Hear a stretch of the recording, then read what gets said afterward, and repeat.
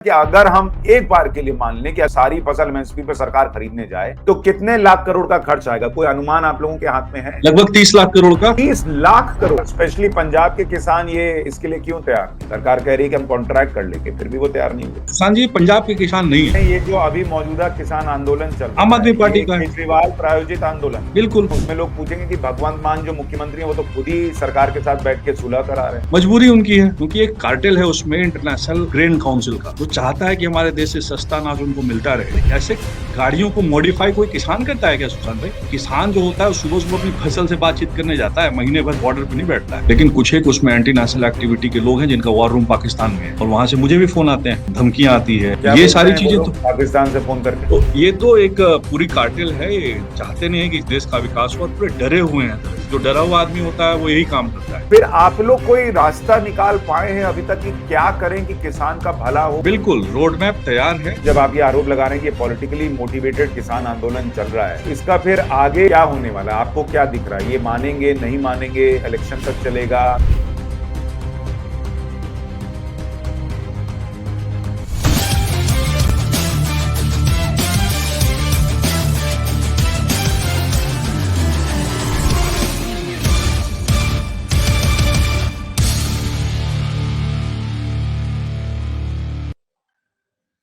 नमस्कार, बहुत स्वागत है आप सभी का। मैं हूं सुशांत सिन्हा और मेरे साथ इस वक्त एक बहुत खास शख्सियत मौजूद है, क्योंकि इस वक्त देश में किसानों को लेकर एक आंदोलन भी चल रहा है। किसानों को एमएसपी पर कानून बनाकर गारंटी मिलनी चाहिए, इसको लेकर मांग चल रही है। हमारे साथ इस वक्त जुड़ रहे हैं विनोद कुमार जी, जो कि प्रधानमंत्री के द्वारा बनाए गए उस कमेटी का हिस्सा हैं जो एमएसपी को लेकर भी अपनी राय तय कर रही है, चर्चा कर रही है और एमएसपी पर क्या होना चाहिए इसको लेकर पूरा मंथन कर रही है। तो विनोद जी हमें बेहतर बता सकते हैं कि सरकार में इस वक्त चल क्या रहा है, एमएसपी पर कानून की जरूरत है, नहीं है, इससे किसानों का फायदा है या नहीं है, और इसलिए ये इंटरव्यू आपके लिए देखना आखिर तक बहुत जरूरी है, क्योंकि एमएसपी पर भ्रम ज्यादा है और एमएसपी पर जानकारी कम। विनोद जी पहले तो आपका बहुत बहुत स्वागत। और बहुत बहुत स्वागत, धन्यवाद।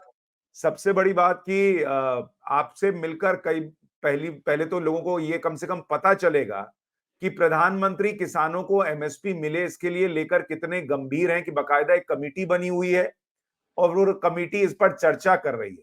थोड़ा पहले अपना ये बताइए कि ये कमेटी बनाई कब प्रधानमंत्री ने, और इसमें आप लोग एमएसपी पर चर्चा करने के लिए कितने लोग हैं, कितने दिन से चर्चा कर रहे हैं, क्या हो रहा है वहां? देखिए, इसका बैकग्राउंड ये है कि जब 3 कानूनों को लेकर के काफी इस देश में अफरा तफरी मची, क्योंकि कुछ एक लोग सुधार इस देश में नहीं चाहते हैं, खास करके गांव और किसान में, तो प्रधानमंत्री जी ने एक कदम पीछे हटे। जैसे कि हनुमान कूद लेने के लिए एक कदम पीछे हटना पड़ता है। हमारे माननीय प्रधानमंत्री जी ने तीनों कानूनों को वापस लेते हुए ये कहा था कि हमारी सरकार एक विशेषज्ञों की कमेटी बनाएगी, क्योंकि एमएसपी कुछ लोगों को वो समझा नहीं पाए, कुछ लोग अर्थात कुछ किसान के कुछ संगठनों को वो समझा नहीं पाए। तो उनको समझाने के लिए और उनसे एक लंबी वार्तालाप करने के लिए साइंटिफिक तरीके से एक कमेटी बनाई जाएगी, और उस कमेटी में ना ही सिर्फ मिनिमम सपोर्ट प्राइस कैसे ट्रांसपेरेंट और इफेक्टिव हो, यानी कि प्रभावी हो और बिल्कुल वो ट्रांसपेरेंट हो, और दूसरा उसमें उन्होंने ये कहा कि जीरो बेस्ड बजटिंग, जो उस पे जो डिबेट चल रही थी कि नेचुरल फार्मिंग कैसे हो, क्या हो, किस तरीके से हो सकता है, और माइक्रो इरिगेशन और क्रॉप डाइवर्सिफिकेशन। तो इन सारी चीजों को, क्योंकि कृषि एक पूरा एक होलिस्टिक चीजें थी, तो इस प्रकार से कमेटी बनी थी। इसमें भारत सरकार के 5 सिटिंग सेक्रेटरी जिसके सदस्य हैं। आप जान करके आपको आश्चर्य होगा कि आपके दर्शकों को, कि ऐसी कोई कमेटी पहले कभी कृषि से संबंधित नहीं बनी जिसमें 5-5 वर्किंग सेक्रेटरी हों, जो ऑलरेडी सिटिंग सेक्रेटरी हैं। फॉर्मरली सेक्रेटरी जो कृषि के थे, उनको इनका अध्यक्ष बनाया गया, श्री संजय अग्रवाल जी को। और कोऑपरेटिव सेक्टर से जैसे अभी मैं उनके ऑफिस में ही बैठा हूँ, श्री दिलीप संघानी, जो कोऑपरेटिव के गुजरात के मंत्री भी रहे हैं, और त्रिभुवन दास पटेल के नाम पे उन्होंने एक बहुत बड़ा, एक विशाल एक ऑफिस यहाँ स्टोर बनाया है गुजरात में, और एक जाने माने कोऑपरेटिव के नेता, इफको के भी चेयरमैन है, एनसीयूआई के भी चेयरमैन है। तो उनको और मुझे कोऑपरेटिव सेक्टर की तरफ से रखा गया, और 5 किसानों को, प्रमोद कुमार चौधरी, गुणवंत पाटिल, गुण प्रकाश, कृष्णवीर चौधरी, और पद्मश्री से नवाजे हुए भारत भूषण त्यागी, जिन्होंने नेचुरल फार्मिंग और फार्मिंग इनोवेशन के ऊपर अच्छा एक्सपेरिमेंट किया है, 4 राज्यों के एडिशनल चीफ सेक्रेटरी जो कृषि का काम देखते हैं, 2 वाइस चांसलर, 2 अर्थशास्त्री, प्रोफेसर अरे सुखपाल बाप रे! और इंस्टीट्यूट ऑफ इकोनॉमिक ग्रोथ तो और इतनी डॉक्टर लंबी रमेश चौड़ी चांद। सर कमिटी बनी हुई है जी, और और ये इसमें सर किसानों के भले के लिए बनी गई हुई है, कैसे और भला हो सकता है, एमएसपी पे इतना क्या ही हो नहीं, सकता है? इसमें सुशांत जी, इसमें तीन संयुक्त किसान मोर्चा के सदस्यों को आमंत्रित किया गया कि आपका जो संगठन है, जो आपने इतना किसानों की बातचीत को करने के लिए इतना बड़ा आंदोलन, तथाकथित आंदोलन किया, जिसमें काफी हंगामा हुआ, तो आपकी तरफ से भी 3 प्रतिनिधि आए। तो इस प्रकार से ये इतनी लंबी चौड़ी कमेटी बनी और 30 से भी ज्यादा बैठकें हम लोग कर चुके हैं।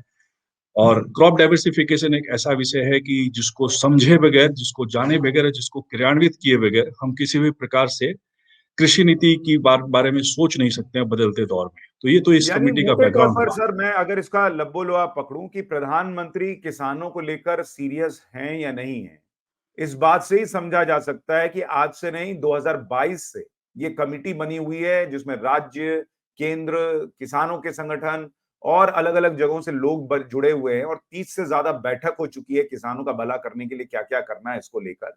और उसके बावजूद नरेंद्र मोदी पर आरोप आरोप है कि वो किसान विरोधी है। अब मुझे ये बताइए कि फिलहाल जो किसान आंदोलन चल रहा है, कि एमएसपी पर कानूनी गारंटी मिल जाए और किसानों का सारा कर्जा सरकार माफ कर दे, जो कि अनुमान है कि 18 लाख करोड़ रुपए। ये दो बातें आपको लगता है कि फिजिबल है, देश के लिए सही है? क्या ये हो सकता है? मैं पहले दूसरी बात पे आऊंगा कि खुशहाली के 2 आयाम, कर्ज मुक्ति और पूरा दाम। इस बात को लेके राष्ट्रीय किसान महासंघ की हम लोगों ने संरचना की थी, उसमें कक्का जी और हम भी थे। खुशहाली के 2 आयाम, कर्ज मुक्ति और पूरा दाम। कर्ज ऋण मुक्ति का मतलब ये नहीं होता है कि आप कर्जा माफ कर दीजिए। इसका मतलब होता है कि वो जो स्पाइरल चक्र है, जिसके चक्र में किसान पड़ जाता है, सैकड़े 10, आप गांव में सुनते होंगे कि 100 रुपया पे 10 रुपया उसमें इंटरेस्ट उनको देना पड़ता है। तो कर्ज से कैसे मुक्त हो, ऐसा वाइब्रेंट सिस्टम कैसे हो कि जिससे उनको ऋण की उपलब्धता हो, तो ये सरकार ऑलरेडी कर रही है। और कर्ज माफी का मतलब कर्ज माफी किसका होगा? कर्ज माफी होगा 15% किसानों का, जो बड़े किसान हैं। जो किसान क्रेडिट कार्ड हमारे देश में जो शुरू किया गया था वाजपेयी जी के समय में, सोमपाल शास्त्री जी जब कृषि मंत्री थे, उन्होंने शुरू किया था, तो रूरल क्रेडिट में काफी हनुमान कूद, उसमें एक बहुत बड़ा बदलाव आया खास 2014 के बाद से, अगर आप सारे आंकड़ों को खंगालेंगे तो ये तथ्य कहीं से कि कर्ज मुक्त कर दो, कर्ज से हमको माफ कर दो, तो फिर से अगले साल कर्ज में और आ जाएंगे वो। तो ऐसा कुछ सिस्टम बनाया जाए जिससे पूरा पूरा कर्ज मुक्ति हो। तो ये तो हमारे माननीय प्रधानमंत्री जी का एक इंटरेस्ट है। आप रिफ्लेक्ट भी हो रहा है कि पिछले बजट में 20,000 करोड़, आज तक कभी दिया नहीं गया, 20,000 करोड़ का ऋण की उपलब्धता का एक बनाया गया। 1 लाख करोड़ की एआई अधिसूचना की गई सिर्फ एग्रीकल्चर इंफ्रास्ट्रक्चर को ठीक करने के लिए। तो बहुत बड़ा इसमें इन्वेस्ट एग्रीकल्चर में सरकार ने किया है। दूसरा मैं आपको ये बताऊं कि कानूनी गारंटी की, कभी कानूनी गारंटी किसी चीज की कही नहीं गई, किसी ने कहा नहीं। और एमएसपी की कानूनी गारंटी की बात सिर्फ और सिर्फ लोगों को भटकाने के लिए की जा रही है। किसी भी सरकार ने कभी भी एमएसपी के कानूनी गारंटी की बात नहीं कही है।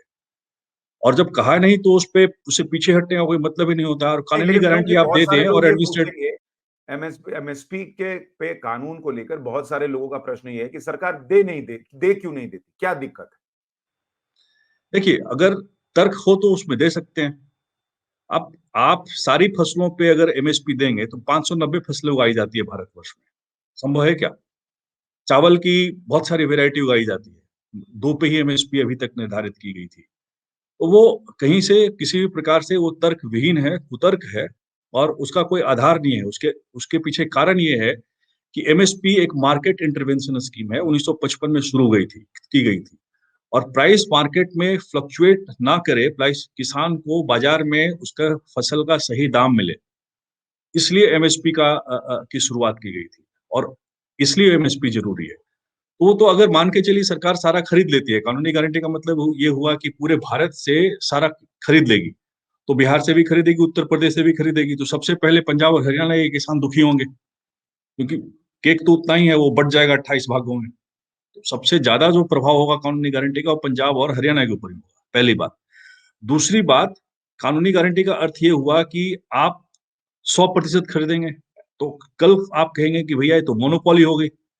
अब जैसे मान के चले कहे कि सारे न्यूज चैनल जो है वो सरकार चलाएगी, सिर्फ दूरदर्शन ही नहीं चलाएगी, तो आप सभी लोग कहेंगे कि ये तो मोनोपोली हो गई। तो जहां एक तरफ आप ओलिगोपोली और कई अर्थशास्त्र के सिद्धांतों का पालन कर रहे हैं, तो कृषि में पीपल के पेड़ के नीचे बिठाने की कुछ लोगों की आदत है, जो एंटी पुअर लोग हैं। वो चाहते हैं कि क्या देश गरीब रहे और एक राज्य से दूसरे राज्यों में पलायन होता रहे। तो बिहार में खरीदारी ना हो, बिहार के किसान ने क्या गलती की है, या मान के चलिए कि जो सीमांत राज्य के किसान है उन्होंने क्या गलती की है, उनका एक एक दाना उनका भी कनक चूना खरीदिए। अगर पंजाब का आप तो धान अगर गेहूं सर खरीदते मुझे ये हैं बताइए, तो बिहार का भी अभी धान जो गेहूं बात खरीदिए। कही जाती है कि 23 फसलों पर सरकार एमएसपी पे कानूनी गारंटी दे दे, अगर जी, मान लीजिए 23 फसलों पर दे दे, तो सरकार को कितना खर्च आएगा? 23 फसलों पे हम दे रहे हैं, 23 फसलों पे 23+1 हम दे रहे हैं, और अभी हमारा 2.5 लाख करोड़ रुपया खर्च उस पर होता है। अभी हम करीब 10% जो है वो हम खरीदारी 10% किसानों को हम एड्रेस कर रहे हैं, 9.8 को कर रहे हैं। सांता कमेटी रिपोर्ट जब आई थी तो उसमें 5.9% किसानों को हम लोग एमएसपी का लाभ दे रहे थे, अभी 10% के आसपास दे रहे हैं।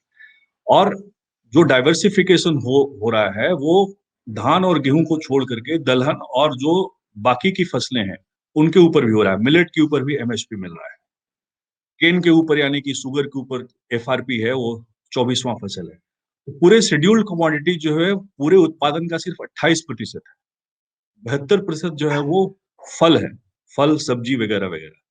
तो उस 72% पे तो कोई एमएसपी नहीं है ना, वो तो उस पे एमएसपी की कोई मांग ही नहीं कर रहा है ना।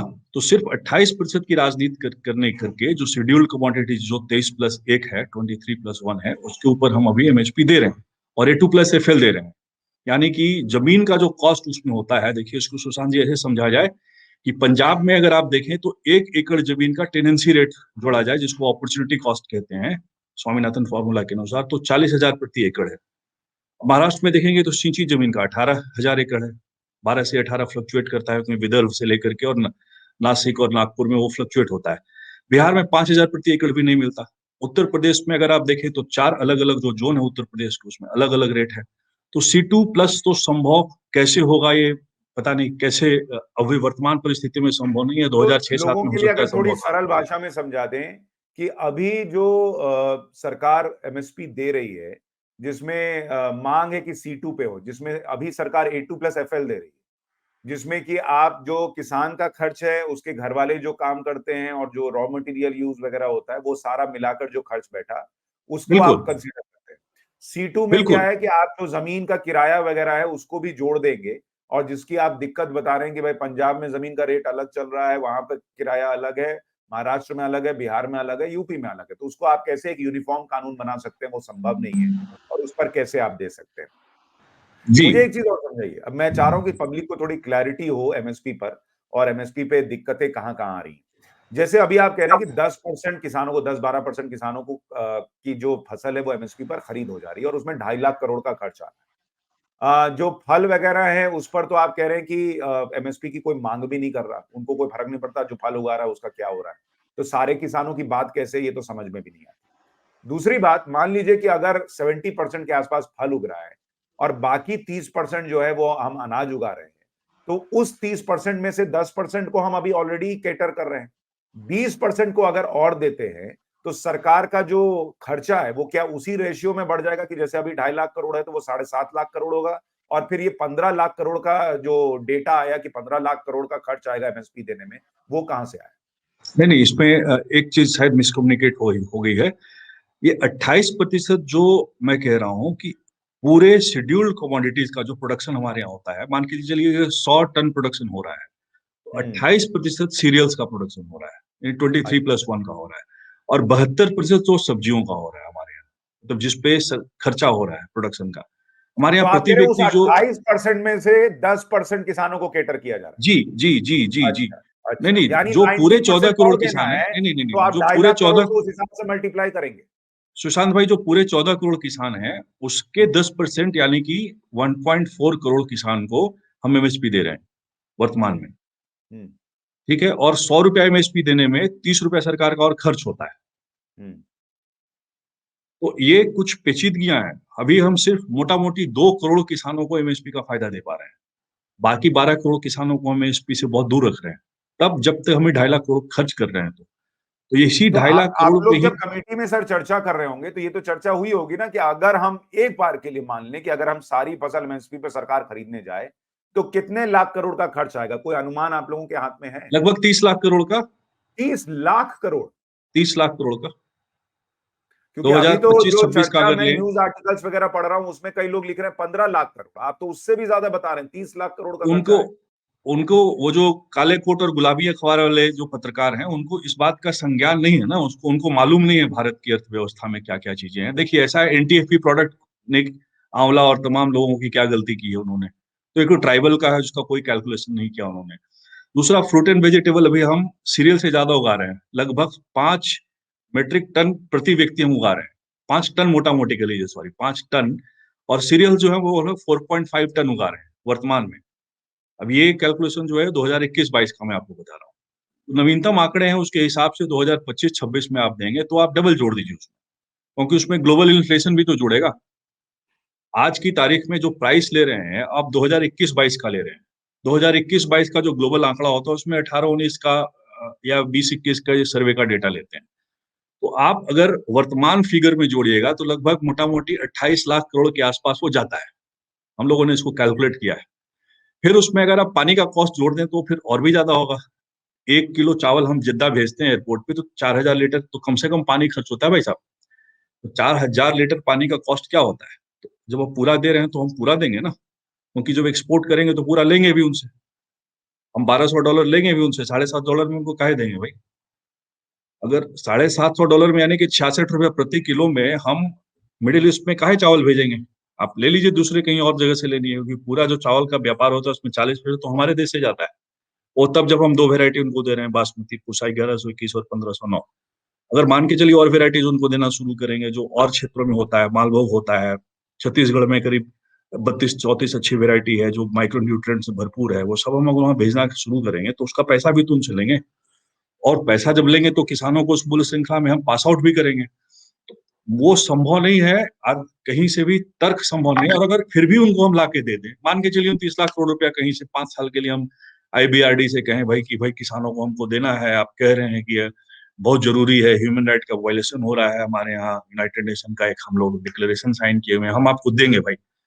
तो उसके बाद आप कहिएगा ये तो मोनोपोली कर ली गवर्नमेंट ने, ये तो सरकार ने तो सारी मोनोपोलाइज कर लिया। तो जैसे रेलवे चलाती है, भारत सरकार चलाती है, प्राइवेट रेल नहीं, तो ये तो फिर कहेंगे कि भाई किसानों के सेक्टर में दिक्कतें आ रही है। तो सुशांत जी, अगर कृषि, अगर अन्य क्षेत्रों में अर्थशास्त्र के अन्य आप भागों को लीजिए, अवयव को लीजिए, उसमें तो आप प्राइवेटाइज करें, बड़ा अच्छा है, ग्लोबलाइज करें, बहुत अच्छा है, वाह वाह वाह वाह वाह वाह, यही लोग सभी आईफोन यूज करते हैं और सभी बड़ी बड़ी गाड़ियां चलाते हैं, है ना। और जब कृषि में जब वो हम थोड़ा सा अगर खोलें, बाजार को खोलें, पैक्स को भी नहीं मंडी बनाने की बात करें तो छटपटाहट होती है, क्योंकि एक कार्टेल है उसमें इंटरनेशनल ग्रेन काउंसिल का, जो चाहता है कि हमारे देश से सस्ता अनाज उनको मिलता रहे, अनाज उनको मिलता रहे, खाएंगे तो अनाज ही ना, पैक करके वो हमको भेजेंगे, हमारे यहाँ से अनाज ले जाएंगे, पैक करके हमको भेजेंगे। तो उस मूल्य श्रृंखला में सारा सारी मलाई काटेंगे वो, आईबीआरडी इंस्टीट्यूशन से सपोर्टेड, एसेट मैनेजमेंट कंपनी से सपोर्टेड, और सारा किसान हमारा उसमें कहीं भागीदारी ना दे। यानी विनोद भाई जो मैं समझ पा रहा हूं, दो तीन बातें तो क्लियर हो रही हैं। नरेंद्र मोदी किसान विरोधी हैं, ये जो नैरेटिव बनाया जा रहा है वो जो आप बता रहे हैं उससे मैच नहीं करता, क्योंकि वो कमेटी बना रहे हैं किसानों को असली फायदा कैसे पहुंचे इसके लिए प्रयास कर रहे हैं। दूसरा बिल्कुल कि आप ये भी बता रहे हैं कि जो असली किसान है, गरीब किसान है, एमएसपी पर कानूनी गारंटी आ भी गई, एक तो वो फिजिबल नहीं है और दूसरा आ भी गई तो उस तक भी पूरा फायदा नहीं पहुंच पाएगा, और जो मलाई काट रहे हैं ऊपर के लोग उनको ज्यादा तकलीफ है कि भाई किस तरह से किसानों के लिए मार्केट खोल दिया गया तो उनको दिक्कत हो जाएगी। एक चीज और समझाइए, कुछ कुछ बातें जो मार्केट में घूम रही हैं। एक, कुछ लोग ये कह रहे हैं कि सरकार अभी तो एमएसपी पे खरीद कर ही रही है, जो एमएसपी पे खरीद नहीं हो रहा है उसका बस उसको मार्जिन दे देना है कि भाई मान लीजिए व्यापारी ने खरीदा, सरकार कह रही है कि एमएसपी 10 रुपया है, व्यापारी ने 5 रुपया में खरीदा, तो लोग कह रहे हैं कि भाई वो जो 5 रुपया की कमी रह गई वो सरकार भर दे, हो जाएगा काम, उसमें 30 लाख करोड़ 15 लाख करोड़ का खर्च भी नहीं आएगा। वो भर देंगे, ठीक बात है, भर देंगे। लेकिन एफएक्यू नॉर्म्स कैसे उसको मेंटेन करेंगे?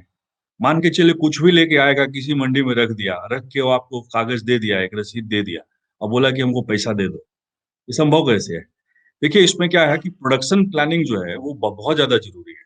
प्रोक्यूरमेंट प्लानिंग से ज्यादा जरूरी प्रोडक्शन प्लानिंग है। यानी कि अगर आप मान के चलिए एक्स पूसा 1121 उगा रहे हैं, तो कैसे मैच्योर हो रहा है उसमें, उसका मॉइस्चर कंटेंट क्या है, उसमें टूटा वाला अनाज कितना है, एफएक्यू का एक नॉर्म्स है, उसी के हिसाब से खरीदेंगे ना। अब कोई शर्ट में डिफेक्ट होगा और कोई शर्ट बढ़िया होगा और कोई शर्ट बहुत ही बढ़िया होगा, तीनों एक ही पैसा में मिलेगा क्या? ऐसा नहीं होता है ना। ऐसे कैसे होगा? तो अगर किसान का अनाज मंडी में आ रहा है, जो कि अभी बहुत कम है, अभी तो मंडियां ही बहुत कम है, वहां वो लंबी लाइन लगा के लाएगा। उसके बाद वो पैसा हम उनको भावांतर में अगर दें, जैसे कि और सरकारों ने किया, तो उसमें तो करप्शन शुरू हो जाएगा। क्योंकि वो डीबीटी का एक कागज दे दिए, डीबीटी हो गया, डीबीटी में उसमें भी वो फायदा लेंगे। हमारा जो क्या है ना कि देखिए, हम हमारे चेयरमैन साहब का आदेश ये है कि जो माननीय प्रधानमंत्री जी ने हम लोगों को इतना बड़ा काम दिया है, सबसे पहले वो हो कि फार्मर सेंट्रिक हो, कोई भी हम नीति बनाए, कोई भी बात करें, तो पहली चीज है वो फार्मर सेंट्रिक हो। दूसरा है कि वो एडमिनिस्ट्रेटिवली इम्प्लीमेंटेबल हो, उसको हम प्रशासनिक तौर पे इम्प्लीमेंट कर पाए। फिर है कि इकोनॉमिकली वायबल हो, है ना। चौथा यह है कि इन्वायरमेंटली सस्टेनेबल हो। और पांचवा है कि पॉलिटिकली एक्सेप्टेबल हो। ये पांच हमारे बेसिक सिद्धांत हैं, फिल्टर हैं, जिसको लगा के हम हर एक बात को देखते हैं।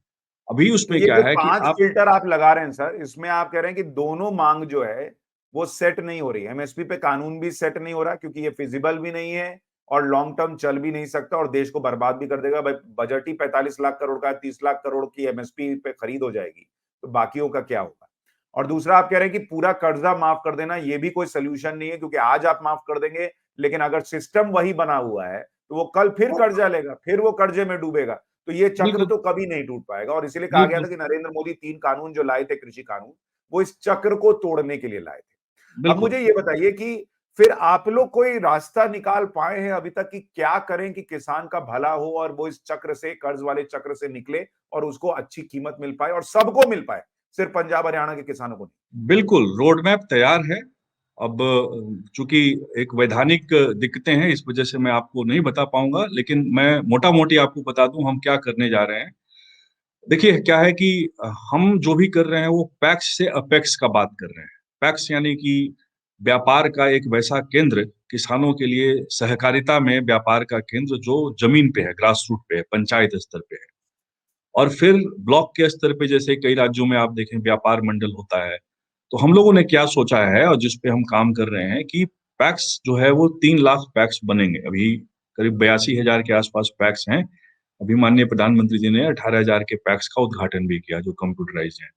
तो पैक्स की सारी खरीदारी करे, पैक्स को हम मिनी मंडी बना दें, तो कल को किसानों को कहीं 5 किलोमीटर से ज्यादा नहीं जाना पड़ेगा, अपना ट्रैक्टर लगा के भी लंबी लाइन नहीं लगानी पड़ेगी मंडी के पास। वहीं पे पैक्स में ये फेक नॉर्म्स होंगे, वहीं पे खरीदारी हो जाएगी। अब खरीद के करेंगे क्या उसका? तो पैक्स खरीद मतलब के उस छोटा, छोटी मंडी कह लें इसको। बिल्कुल मिनी मंडी कह लें। इसका फुल फॉर्म है प्राइमरी एग्रीकल्चर कोऑपरेटिव सोसाइटी, जिसको कि कांग्रेस की सरकार ने प्राइमरी एग्रीकल्चर क्रेडिट सोसाइटी बना दिया। और उसके बाद वो उसमें घपला करके माइक्रो फाइनेंस उसमें ले आए, बहुत लंबा इसमें ताना बाना बुना गया, बहुत दिक्कतें आई। कुछ राज्यों में, दक्षिण के राज्यों में पैक्स अच्छा चला, महाराष्ट्र में कुछ जगहों पे पैक्स अच्छा चला, गुजरात में भी कुछ एक क्षेत्र में अच्छा चला, लेकिन पूरे भारत में वो नहीं चल पाया क्योंकि उसमें क्रेडिट का लेन देन हर जगह पे नहीं होता है। तो उसको मल्टीपर्पज किया गया। तो आज की तारीख में पैक्स कई व्यापार कर सकती है, तो सारे व्यापार में से एक व्यापार ये भी कर सकती है कि वो खरीदारी कर सकती है। और वो एक कोऑपरेटिव फिलेंथ्रॉपी नहीं होती है। कोऑपरेटिव जो होती है वो बिजनेस ऑर्गेनाइजेशन होती है, और अपने सदस्यों के लिए उसमें व्यापार किया जाता है और उनको वापस डिविडेंड दिया जाता है। तो पैक्स जमीनी स्तर पे खरीदारी करेगी। तो जैसे पीएसएस में जो स्कीमें हैं जिसमें नाफेड की जैसे खरीदारी करती है, या फिर इनाम खरीद के एसएफएससी खरीदारी करती है, जिनको जिनको जिम्मा मिला हुआ है, तो उसी हिसाब से पैक्स के माध्यम से वो खरीदारी होगी। फिर एग्रो इकोलॉजिकल बेस्ड भी, जैसे 18 हमारे पास मान के चलिए 20 एग्रो इकोलॉजी है, अमेरिका का है 25 एग्रो एग्रो इकोलॉजी, तो 25 बड़का बड़का साइलोज बना देंगे। और बीच साइलोज में जहां जो अनाज अनाज भंडार भंडार गृह कहते हाँ हैं। उसको भंडार करके रखेंगे कि हमारे पास है, अब हम व्यापार कर लो। वहां रखेंगे उसको, हम एक्सपोर्ट करेंगे, अपने टर्म पे करेंगे, तुम्हारे टर्म पे नहीं करेंगे। और बीच में जो होगा वो प्रोसेसिंग का बनाएंगे। प्रोसेसिंग जैसे उसको फूड को प्रोसेस करें, जैसे डीस्टोनिंग करना उसको, है ना, उसको क्लिंजिंग करना, और जो पीडीएस में जो देना है वो दे करके बाकी जो बचेगा उसका व्यापार करेंगे। तो 3 आपने देखा होगा हमारे माननीय सहकारिता मंत्री जी ने मल्टी स्टेट कोऑपरेटिव बनाई है, एक एक्सपोर्ट के ऊपर बनाई है, एक सीड के ऊपर बनाई है, एक नेचुरल फार्मिंग के ऊपर बनाई है। तो जो एक्सपोर्ट करना है वो पैक्स उसके मेंबर रहेंगे, वो एक्सपोर्ट होगा, एक्सपोर्ट करेंगे और कर करके उसका भी जो फायदा होगा वो 50% डिविडेंड किसानों को देंगे। तो बड़ा एक पूरा एक तंत्र जो है उसको बनाना है और उसको सेटअप करने में काफी अभी आप लोगों की सहायता लगेगी, आप लोगों की मदद लगेगी। ये पूरे देश का काम है, राष्ट्र का काम है, भारत माता का काम है, जमीन का काम है, प्रकृति से वातावरण को जोड़ने का काम है, man and nature how interacts. फिर मैं आपको कुछ एक और चीजें बताता हूँ, जैसे कि एनटीएफपी प्रोडक्ट्स हैं, नॉन टिम्बर फूड प्रोडक्ट्स हैं, है ना? तो अभी हम लोगों ने बड़े-बड़े प्रोटोकॉल साइन किए हुए हैं, जो ट्राइबल्स से संबंधित हैं। रेड कॉरिडोर में आप देखते होंगे काफी कुछ अब सुधार आ गया है। जैसे मैं बिहार से आता हूँ, तो हमारे यहाँ नक्सलिज्म बहुत ज्यादा थी जब मैं युवा था, पढ़ता था तब, अरवल और जहानाबाद के एरिया में। और झारखंड में मैं फॉरेस्ट ऑफिसर का बेटा रहा हूँ, तो उसमें यूनाइटेड बिहार था, तो झारखंड में भी नक्सलिज्म बहुत ज्यादा था। तो हम ट्राइबल के ज्वाइंट फॉरेस्ट्री मैनेजमेंट और कम्युनिटी डेवलपमेंट को नहीं समझ पाए, एथनोसेंट्रिसिटी को नहीं समझ पाए। तो वर्तमान की सरकार उसको उसका भी समाधान करने के रास्ते इस पूरे चीजों में भागीदारी ले रही है, क्योंकि ट्राइबल अब वैसा नहीं है जैसे हम पिक्चरों में देखते थे, सिनेमा में पहले देखते थे। वो पैंट शर्ट पहनने वाला ट्राइबल है और उसको भी अपना एनटीएफपी प्रोडक्ट बेचना है। एनटीएफई प्रोडक्ट की भी कैसे मार्केटिंग हो, इसके लिए ट्राइफेड बनी थी जो कि कोऑपरेटिव थी। तो हम उसको उसका तंत्र भी ठीक कर रहे हैं, हम उसको कैसे खरीदें। तो ग्रास रूट पे जैसे बायोडायवर्सिटी मैनेजमेंट कमेटी होती है, बीएमसी कहते हैं उसको। और आपको यह जान के आश्चर्य होगा कि इस देश में 2.5 लाख के आसपास बीएमसी ऑलरेडी हैं, लेकिन उसके बारे में कभी चर्चा नहीं होती है, कोई जानकारी लोगों को नहीं है।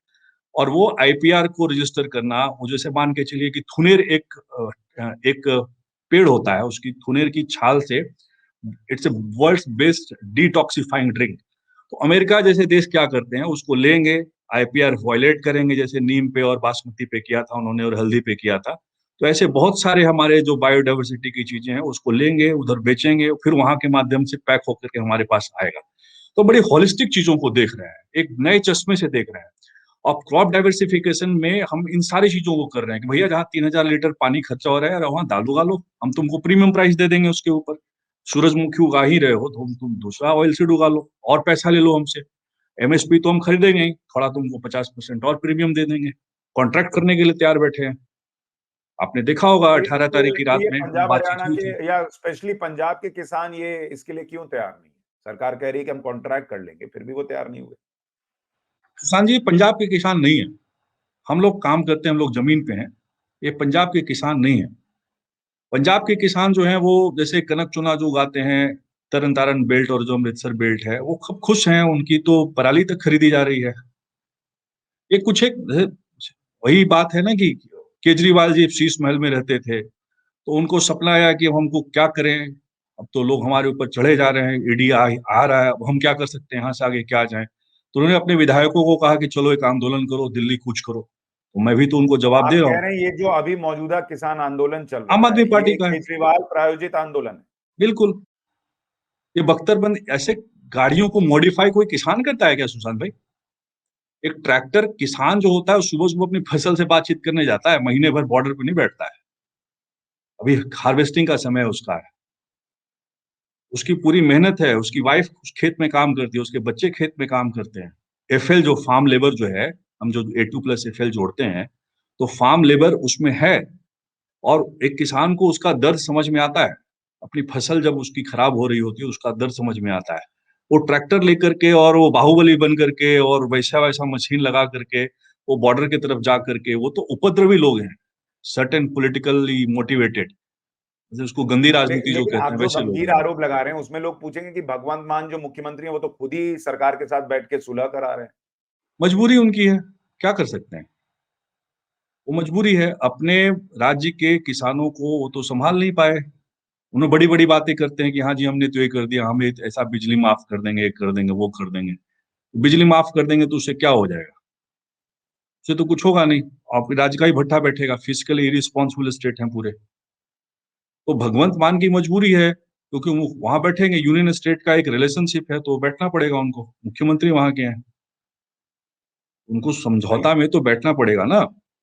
तो अब आप ये बताइए, जब आप ये आरोप लगा रहे हैं कि ये पॉलिटिकली मोटिवेटेड किसान आंदोलन चल रहा है, तो इसका फिर आगे क्या होने वाला है? आपको क्या दिख रहा है? ये मानेंगे, नहीं मानेंगे, इलेक्शन तक चलेगा, नुकसान होगा, फायदा होगा, क्या होगा क्या आपके हिसाब से? कुछ नहीं, बातचीत करेंगे। बात दोनों तरफ से मेहनत हो रही है, हम उनको समझा लेंगे। वो भी हमारे जो भटके हुए लोग हैं, वो मदभ्रमित हैं, उनको हम समझाएंगे कि देश के लिए क्या अच्छा है, तुम्हारे लिए क्या अच्छा है, समाज के लिए क्या अच्छा है, मानवता के लिए क्या अच्छा है। और उसमें जो प्रतिनिधि हैं, जैसे राष्ट्रीय किसान मजदूर संगठन है, जो शिव कुमार शर्मा जी का है, और पंडे, वो तो काफी समझदार हैं, वो तो सुन भी रहे हैं बातों को, एंटी नेशनल नहीं है वो। लेकिन कुछ एक उसमें एंटी नेशनल एक्टिविटी के लोग हैं जिनका वॉर रूम पाकिस्तान में है, और वहां से मुझे भी फोन आते हैं, मेरे मोबाइल पे फोन आते हैं, रोज 4 फोन आते हैं पाकिस्तान से। मैंने उनको ब्लॉक करता हूँ, कुछ लोगों से बात करता हूँ, धमकियां आती है, आने दीजिए। तो क्या ये बोलते सारी हैं वो चीजें लोग तो पाकिस्तान से फोन करके? चुपचाप रहो, बहुत बोलते हो, बहुत बढ़िया उर्दू में बोलते हैं, लेकिन हमको समझ में आती है कि वैसे उर्दू बोलने वाले हमारे देश में भी उपलब्ध हैं। मेरे पास स्क्रीन शॉट्स हैं, मैं आपसे शेयर कर लूंगा उसको। मैं मीडिया के साथ ये सारी चीजें शेयर नहीं कर सकता हूँ, क्योंकि मेरी वाइफ भी देखती है, मेरे पिताजी भी आपका चैनल देखते हैं, उनको डर भी लगेगा, है ना। मेरी भी फैमिली है, कोई बात नहीं, हम तो पूरे देश के लिए काम कर रहे हैं, तो हम सुरक्षित हैं। लेकिन जो वॉर रूम इनका पाकिस्तान में, इस बार वो कर नहीं पाए, कि उनके इनके ट्विटर पे और इनके जो सोशल मीडिया पे फायरवॉल लगा दिया गया। हमारे आईटी एक्सपर्ट, काफी एक्सपर्ट हैं हमारे यहाँ भी उपलब्ध हैं, आप देख रहे हैं कि सोशल मीडिया पे बहुत ज्यादा हंगामा नहीं चल रहा है। तो वहां से कुछ लोग बॉट आते हैं मोटरसाइकिल से, जैसे तैसे दिल्ली आते हैं, या फिर वैसे जगहों पे आते हैं जहाँ इंटरनेट की उपलब्धता है, वहां से मैसेज भेजते हैं, वो जाता है अपने तरीके से, और वहां से फिर उसको प्रोसेस करके वो इंटरनेशनल लोगों को और बाकी जगहों को स्प्रेड कर रहे हैं, थोड़ा बहुत कर पा रहे हैं। तो ये तो एक पूरी कार्टेल है, ये चाहते नहीं है कि इस देश का विकास हो, और पूरे डरे हुए हैं दरअसल। जो डरा हुआ आदमी होता है वो यही काम करता है।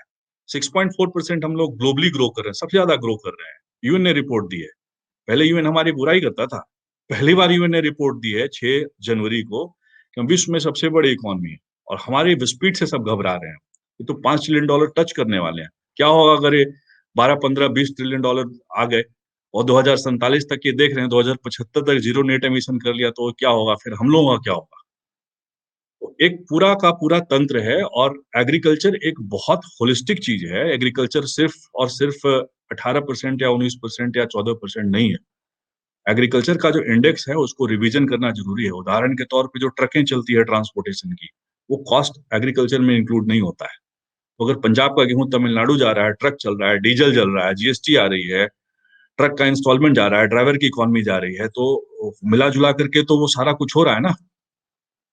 ये सारा चीज है। तो आप कह रहे हैं कि देश में तो नरेंद्र मोदी को रोकने के लिए ताकतें काम कर ही रही हैं, दुनिया भर की ताकतें काम कर रही हैं, जिसका कुछ कुछ हिस्सा आपको आने वाले वक्त में दिखेगा। लेकिन आपने बहुत विस्तार से विनोद भाई चीजें समझाई हैं, और मुझे लगता है जिन्होंने इस वीडियो को देखा होगा उन्हें समझ में आएगा कि एमएसपी वाकई में किसानों के लिए अगर जरूरी है तो किस हद तक, देश के लिए एमएसपी पर अगर कानून आता है तो वो कितना नुकसानदेह हो सकता है, कैसे नरेंद्र मोदी पर्दे के पीछे से किसानों के लिए लगातार काम कर रहे हैं। किसानों की कर्जा माफी सल्यूशन नहीं है, बल्कि किसानों को सशक्त बनाना ये सल्यूशन है, ताकि वो दोबारा कर्ज ना ले सके। ये बात देश को और देश के किसानों के साथ साथ देश के बहुत सारे लोगों को समझनी होगी, ताकि उन्हें यह समझ में आए कि सिर्फ 2 राज्य के किसान जो हैं वो बॉर्डर पर अगर दिखते हैं तो उसे देश के किसानों का आंदोलन मानना चाहिए या नहीं मानना चाहिए। बहुत बहुत धन्यवाद विनोद जी हमारे साथ इस चर्चा में जुड़ने के लिए। जय हिंद।